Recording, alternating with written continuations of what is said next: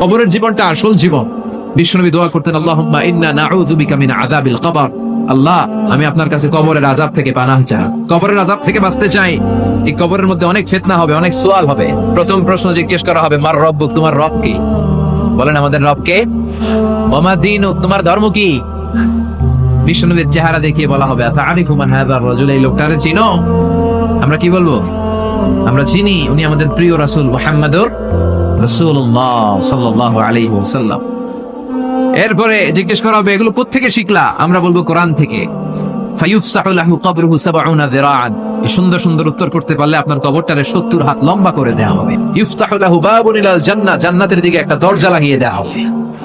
ইউলবাসু মিন লিবাসি আহলিল জান্নাহ, জান্নাতীদের পোশাক পরিয়ে দেওয়া হবে। জান্নাতের পোশাক কেমন হবে জানেন? রেশমের পোশাক। ওয়া লিবাসুহুম ফিহা হারির, the dress will be in Jannah with fine green silk with a gold embroidery. জান্নাতে যারা থাকবে তাদের পোশাক হবে পাতলা সবুজ রঙের রেশমের কাপড়ের পোশাক, যেটার মধ্যে গোল্ডের, স্বর্ণের ডিজাইন করা, এমব্রয়ডারি করা থাকবে। ওই পোশাক পরিয়ে দেওয়া হবে। আর বলা হবে নাম কানাউমিল আরুস, বাসর রাতে জামাই যেমনি আনন্দে ঘুমায় তুমিও ঘুমাও।